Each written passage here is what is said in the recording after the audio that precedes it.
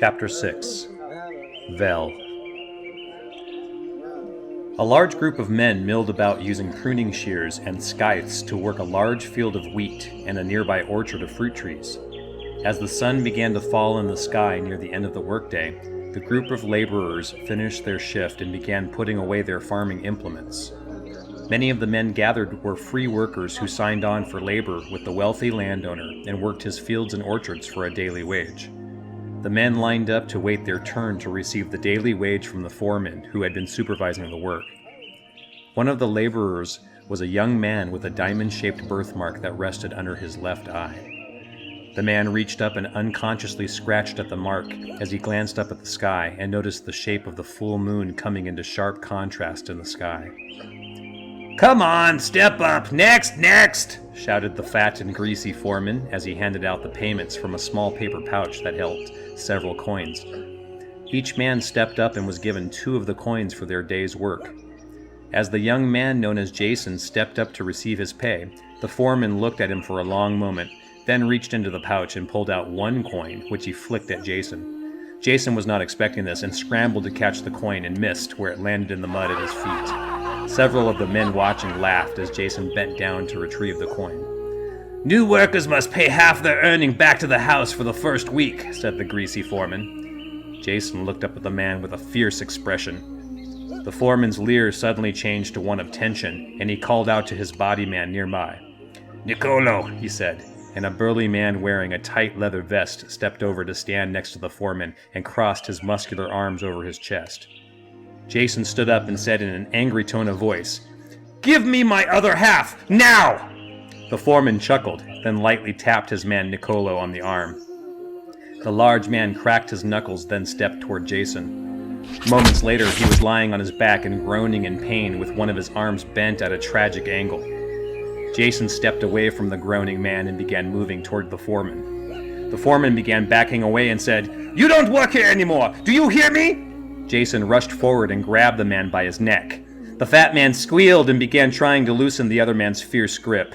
Just as he slid away from the strong grasp, Jacen grabbed the pouch of coins and kicked the fleeing man in the rear, causing him to lose his footing and fall into the mud. Jacen was seething, and he grabbed another coin from the bag, then threw the pouch at the foreman who was sitting up and brushing the mud away from his face. The pouch of coins landed on the man's back, and several of the coins slithered out of the pouch onto the ground.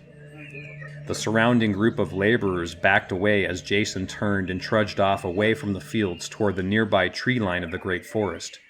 He retrieved his travel bag from the hiding spot he had used and slid into his well-worn travel cloak. Tying the arm loops of the travel bag into place, he set off in a southerly direction into the forest. As he walked, it was as if an ire was upon his mind, and he could not shake the sensation no matter what breathing technique he tried. The whispers were everywhere in his mind as he walked through the dense trees, and no matter how many times he commanded them to silence, they would soon return in their sibilant way. He paused in his walk and pulled out a small travel canteen of water. Taking a long drink from the pouch, he glanced up and looked at the darkening night sky through a break in the ever-present canopy of trees. The moon was full, and he knew he would soon need to find a tavern and use the money he had just earned to spill his seed with one of the tavern girls, or he would lose control of himself like he had once before. Just then, he heard Vel calling out to him within his mind. My love, it is time," she sighed excitedly into his mind. The sound of her voice brought a momentary soothing to the ire he felt, and he called back to her within the depths of his mind. He had not spoken with her for some days, and it was a relief to hear from his secret friend. "Vel!" he cried out aloud. "I have missed you. Whatever do you mean, it is time?" he asked within his mind. "It is your special day today, my love. Quickly, find a pool of water within the forest in the usual fashion so that we may look upon one another," she invited in an imploring way. Jacen resisted as his birthmark had begun the subtle burning that he knew would later build into an uncontrollable lust unless he found release. But Vel seemed more insistent than usual, and he moved off to look for such a pool. He searched the forest, and after some time he found one with moonlight reflected upon its surface. There in the reflection was Vel, with her reflection pressing toward him in her usual sensual way. Under the strange effects of the full moon, Jacen felt overwhelmingly attracted to Vel, and she curved her body in a knowing way while revealing her sharp canines in a smile that fit her cute mouth just so perfectly. With his birthmark burning, Jacen found his lust reaching a crescendo he had never felt before. Using their private telepathy, Vel spoke to him soothingly and told him to place his hands in the pool as if he were touching her and to repeat the words she spoke in his mind. Just as the lust began to overtake him, Jacen knelt to the water and thrust his shaking hands into the pool to caress her reflection. His birthmark was on fire, and Vel spoke a string of arcane words in a demonic language into his mind, which Jacen screamed aloud into the dark night around him. Suddenly he felt an internal energy leave him and travel through his hands into the pool of water, causing it to boil and steam. The steam and vapors spilled around the area and slowly settled. Standing before him on the dry ground was Vel, fully naked and present in the flesh. The lust-filled man ripped off his clothing and fell upon her. With forceful intent, he roughly grabbed her body and entered her as she arched her back and moaned in pleasure. As they fell to the ground, the power of the moon filled him, and he thrust deeply inside her over and over. Her pleasure filled his mind, driving him wild with lust and passion. His eyes were unseeing as he filled all of his senses with Vel. As she moaned underneath him and pressed her body tightly into his, he could smell the unique musk of her skin, a smell that was like honeysuckle mixed with chocolate. He rejoiced in the feel of her body beneath him as they joined together, and felt her powerful hands rubbing over him as she pressed her body back into his. Vel's breathing quickened in time with Jacen's, and periodically she would utter a moan of pleasure as her new master took her. After 30 minutes of sustained intercourse, with a great cry, Jacen expelled his seed into Vel, causing her to scream in telepathic pleasure. They held each other by the steaming pool, completely spent. Jacen gathered himself and looked upon Vel in the flesh for the first time without the lust clouding his vision. She lay next to him in perfect and naked glory, grinning in a seductive way with her mouth slightly parted. She was the shape and form of a nubile young female that was the same apparent age as himself. She had thin, muscular legs, a small waist, a taut abdomen, and small breasts. He saw that she was lightly purple-skinned, with the tips of her pointed ears just sticking out of her disheveled purple-toned hair that fell to her shoulders. She also had a thin, prehensile tail that culminated into a triangular shape which swayed in the night air in accordance with her mood. Her smile revealed sharply defined canines, and it was her smile at him and the look in her violet-colored eyes that grabbed Jacen around the core of his being. He knew exactly what she was feeling for him as she looked into his eyes, and the knowledge of her feelings made him want her in a way he had never wanted anyone else. As he stared at her in wonder, she stood up and stretched her naked body in a languid way. He could not take his eyes off her, and as he watched, her naked breasts and pubis were suddenly covered by the thinnest of gauzy material that was slightly darker than her own skin color. The thin covering somehow only managed to make her even more desirable to him. That night she revealed to him he had used demonic sorcery and had manifested her into his own realm. She explained that she was permanently enthralled to him forever, whether she wanted to be or not. She showed him that she could change her body into different forms and could become completely invisible in the night or in darkness. Vel was very strong, and Jacen would soon learn that she never slept. Over the next several days, they lived within the forest together and had intercourse several times every day, she often changing her shape to momentarily become other women to entice him. Jacen soon came to understand that they were bonded on a mental level and could silently speak to each other using only their minds, just as they had when they had first met. And through this special communication, they would experience each other's pleasure every time they had intercourse. One morning, Jacen awoke within a small copse of trees within the forest. He stood up and stretched in pleasure and looked around him with disbelief.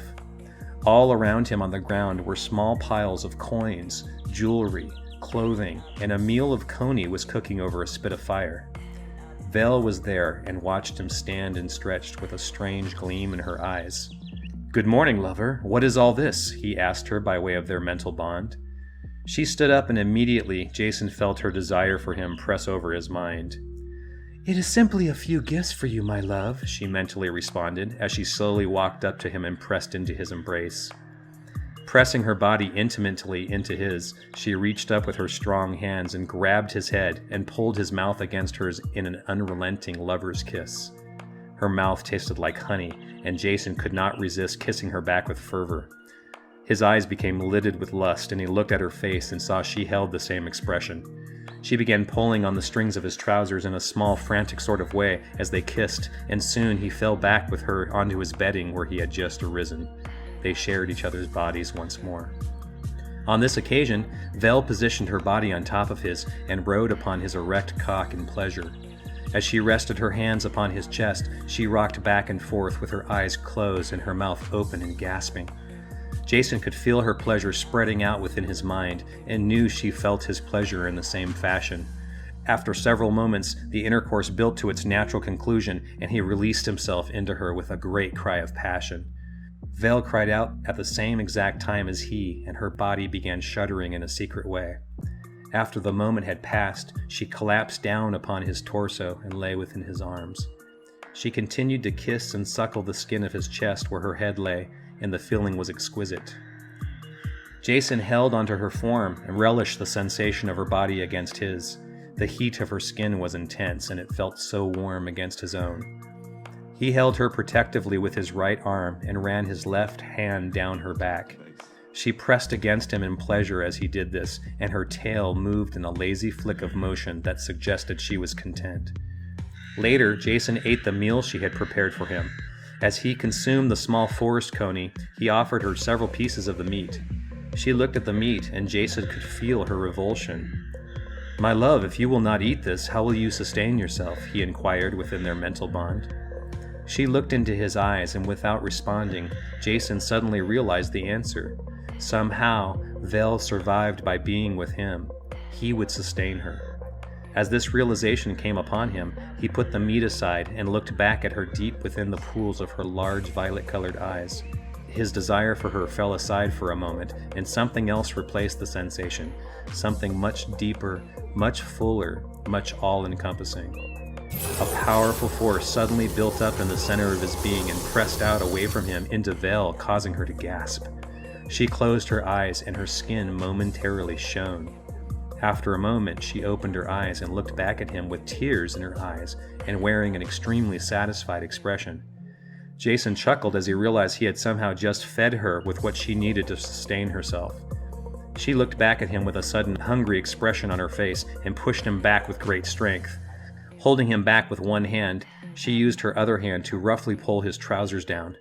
"My love, wait," he mentally uttered, then stopped as she looked at him with an intense look upon her beautiful face. Jacen gasped as she took his organ into her mouth. She filleted him, reveling in his pleasures that she felt within her mind. They traveled the forest together for some time, and Jacen rejoiced in the happiness he felt with her. After 3 months had passed, he came to realize the effects of the moon no longer held sway over him, and he continually released himself into his lover with great abandon. For the first time in his life, he had found love with a perfect mate.